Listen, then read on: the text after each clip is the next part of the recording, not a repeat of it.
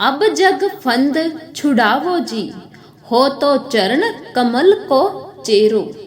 परो रहूं दरबार तिहारे, संतन माहे बसेरो।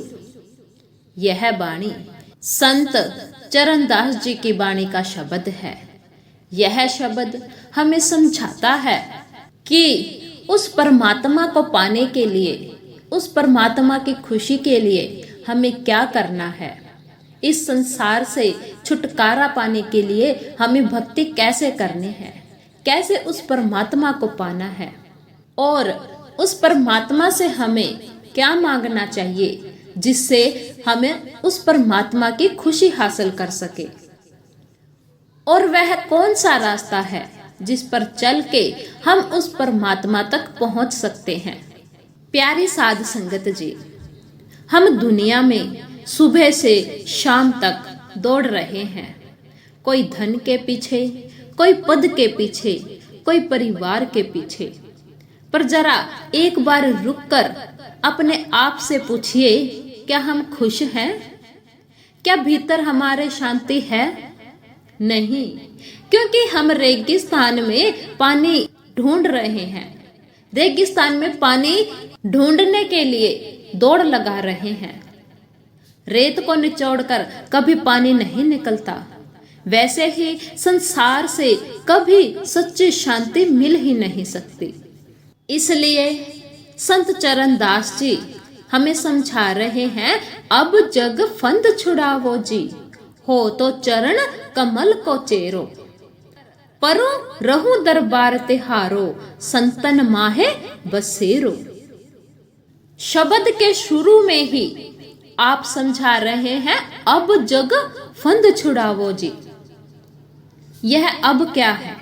इसका मतलब है कि है प्रभु, मैंने बहुत कोशिश कर ली, बचपन खेल में बीत गया, जवानी परिवार पालने में और अहंकार में बीत गई, और अब बुढ़ापा आ गया। 84 लाख योनियों में भटकते भटकते अब मैं थक गया हूँ। अब और बर्दाश्त नहीं होता।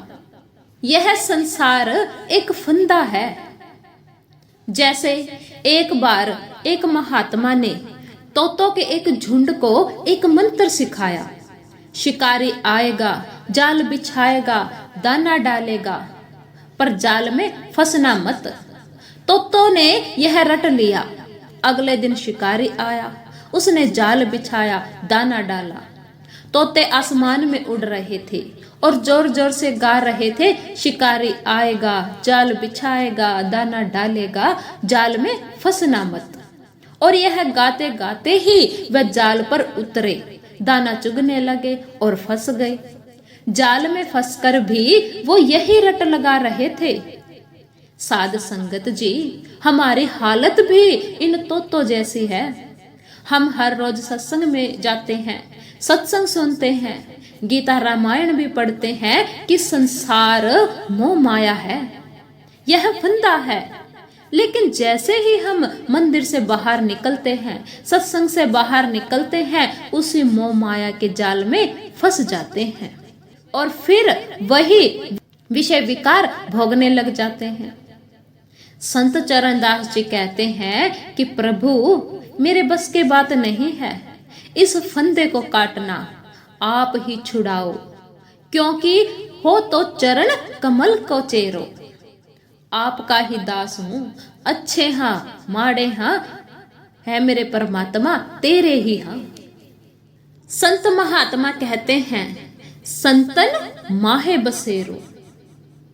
कोयला अगर भट्टी से बाहर निकाल कर रख दिया जाए तो वह काला हो जाता है और बुझ भी जाता है।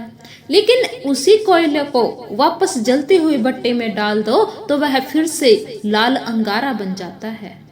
हम वह कोयला है। संसार की हवा हमें बुझा देती है और सत्संग वह भट्टी है जहां बैठते ही हमारे अंदर का प्रेम फिर से जाग उठता है। इसलिए संत चरणदास जी ने महलों का नहीं बल्कि संतों के बसेरे का वरदान मांगा है। बिना कामना करूं चाकरी, आठों पहरे नेरो। मन सब भक्ति कृपा करे, दीजै मोहे यही बहुतेरो।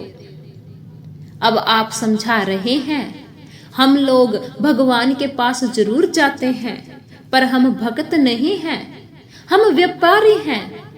हम भगवान से कहते हैं कि है मेरे सच्चे पातशाह, है मेरे प्रभु, अगर मेरा बेटा विदेश चला गया तो मैं 500 रुपए का प्रसाद चढ़ाऊंगा।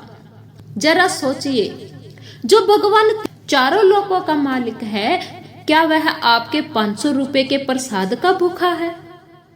हम भगवान को रिश्वत देते हैं। संत चरणदास जी कहते हैं, बिना कामना करूं चाकरी। उस परमात्मा से कुछ नहीं मांगना चाहिए, ना स्वर्ग चाहिए, ना मुक्ति चाहिए, ना धन चाहिए।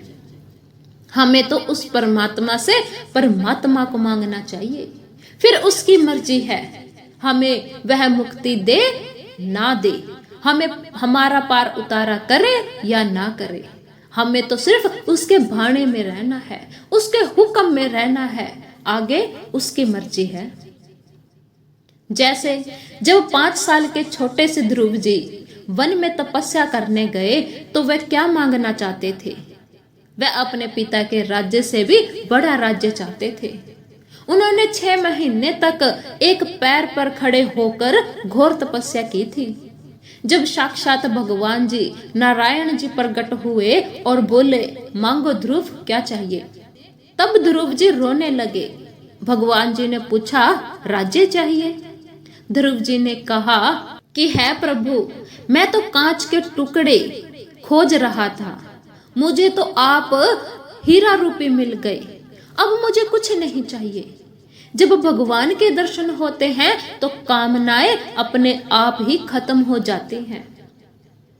जैसे शबरी माता जी ने अपने गुरु मतंग ऋषि के कहने पर भगवान राम जी का इंतजार किया। वह रोज रास्ता बुहारती, रोज मीठे बेर तोड़ कर लाती। उसने कभी नहीं कहा कि राम जी आए तो मुझे स्वर्ग भेज दे या मेरी झोपड़ी को महल बना दे। उसे बस राम जी को बेर खिलाने थे। यही है मनसब भक्ति। मनसब कहते हैं ऊंचे पद को। संत महात्मा कह रहे हैं कि मुझे दुनिया का कोई पद नहीं चाहिए, मुझे तो बस भक्ति की कुर्सी दे दो। प्रभु जी, मेरे लिए तो यही बहुत है। खाने जाद कदीमी कहियो, तू ही आसरो मेरो, झिड़क बिडारो तो न छाड़ो, सेवा सुमरण तेरो।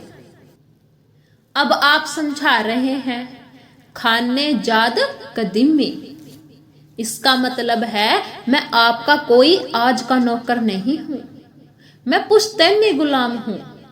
संसार का नियम क्या है?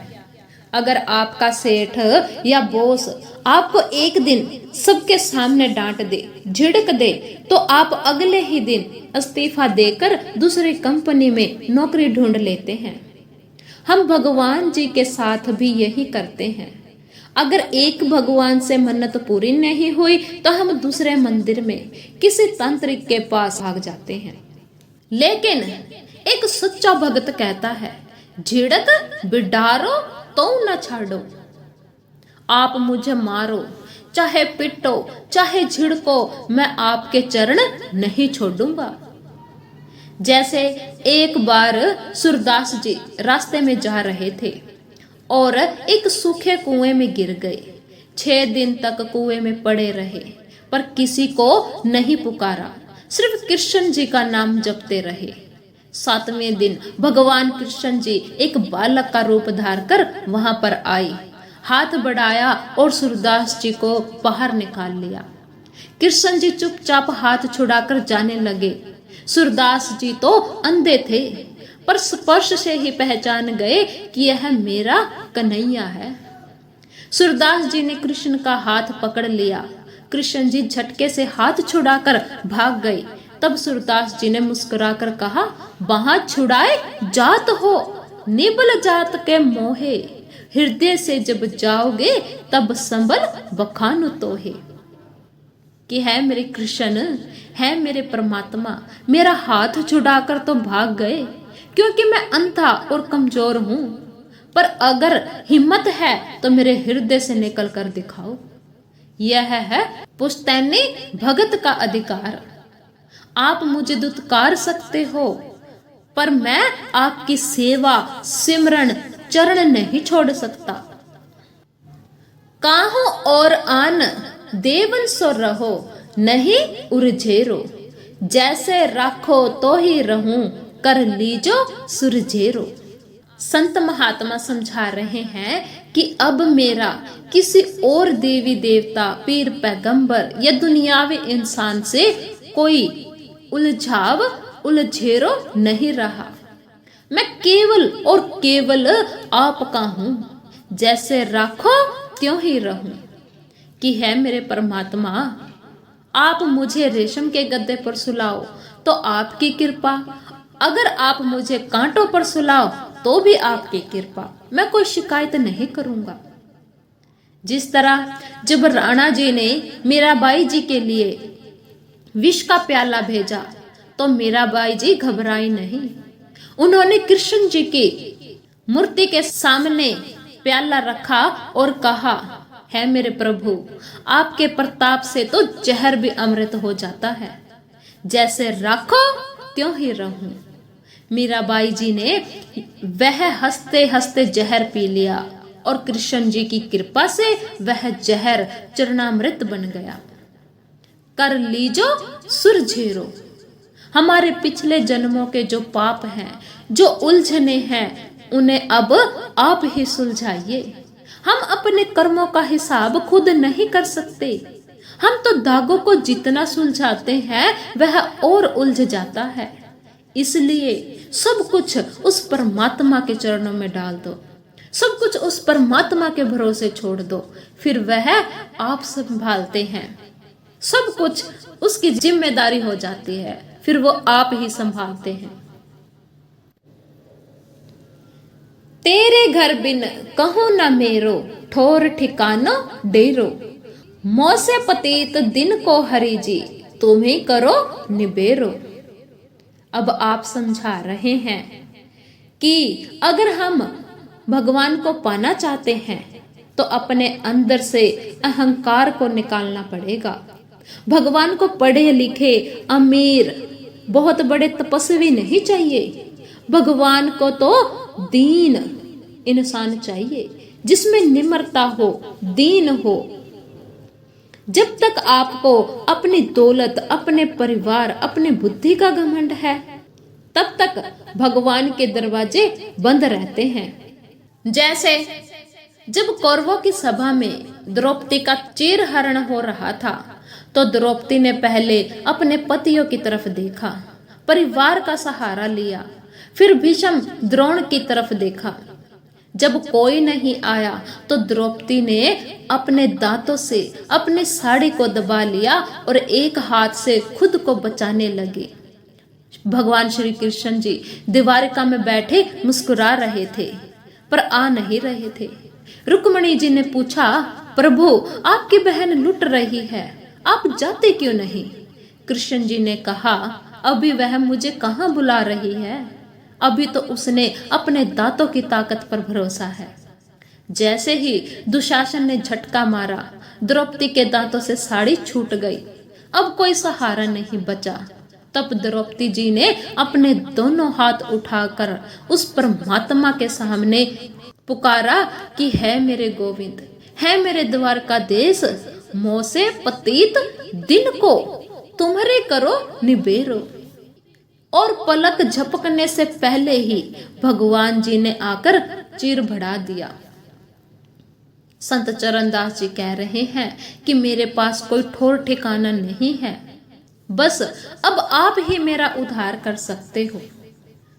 गुरु सुखदेव दया कर्मों को और तिहारी फेरो, चरणदास को शरणे राखो, यही इनाम घनेरो। सब कुछ बयान करके आप समझा रहे हैं कि हमें क्या पता, हम जीवों को क्या पता कि भगवान कहाँ है, कैसे दिखाई देते हैं। हम जीव तो माया की तरफ भाग रहे हैं। कबीर दास जी कहते हैं, माया महा ठगनी, हम जाने, त्रिगुण फांस लिए कर डोले, बोले मधुरी बानी। जैसे जंगल में एक हिरण होता है जिसे कस्तूरी मृग कहते हैं। उसके नाभि में कस्तूरी होती है जिसमें से इतनी भयानक सुगंध आती है कि हिरण पागल हो जाता है। वह उस खुशबू को बाहर झाड़ियों में, पेड़ों में ढूंढता हुआ पूरे जंगल में भागता है और अंत में थक कर मर जाता है। उसे पता नहीं कि खुशबू उसके अपने भीतर से आ रही है। हम इंसान उसी हिरण की तरह हैं। हमारे भीतर ही परमात्मा है, ईश्वर है, अंश जीव अविनाशी। लेकिन हम उस शांति को बाहर सिनेमों में, मॉल में, रुपयों में ढूंढ रहे हैं। गुरु क्या कहता है? गुरु जी क्या करता है? गुरु वह व्यक्ति है जो उस भागते हुए हिरण को पकड़कर कहता है, अरे मूर्ख, बाहर क्या ढूंढ रहे हो? जरा अपने नाभि तो सूंघ, परमात्मा तेरे भीतर है। संत चरणदास जी कहते हैं, गुरु सुखदेव दया कर्मों को और तिहारी फेरो। है प्रभु, है मेरे परमात्मा, मैं तो दुनिया की तरफ मुख किए हुआ था। मेरे गुरु ने मेरा कान पकड़ा और मेरा मुख आपकी तरफ घुमा दिया। गुरु के जरिए ही हमें पता चला कि वह परमात्मा कहाँ रहता है, वह कौन है, कैसा दिखता है। इसलिए हमें गुरु के हुक्म में रहना है। गुरु जो हमें रास्ता दिखाए उसी पर चलना है। गुरु जी ने जो हुक्म दिया है उसकी पालना करनी है। क्या हुक्म देते हैं? भजन सिमरन, नाम सिमरन, भजन सिमरन करना है, शब्द की कमाई करनी है, क्योंकि वह ही एक ऐसा रास्ता है जिस पर चलकर हम उस परमात्मा से रिश्ता जोड़ सकते हैं, उस परमात्मा से मिलाप कर सकते हैं। हमें भी संत महात्मा के उपदेश से फायदा उठाकर नाम की कमाई करनी है, शब्द की कमाई करनी है। हमें उस परमात्मा से परमात्मा को मांगना है। अगर हम मंदिर में जाए तो कुछ मत मांगो, बस यह कहो कि है मेरे प्रभु, आपने जो दिया है उसके लिए धन्यवाद। मुझे बस अपने भक्ति दो, अपनी शिकायतें बंद कर दो। जीवन में कैसे भी परिस्थिति आए, नुकसान हो, बीमारी हो, तो भगवान से लड़े नहीं, बल्कि कहे जैसे राखो तो ही रहूं। गुरु का पल्लू मजबूती से पकड़ना है, क्योंकि बिना सतगुरु के माया पार नहीं कर सकते। बिना गुरु के हम कभी भी इस माया से निकल नहीं सकते। इसलिए हमें गुरु के बताए हुए रास्ते पर चलकर परमात्मा को याद करना है, भजन सिमरन करना है। जितना हो सके उतना भजन सिमरन करना है। जी।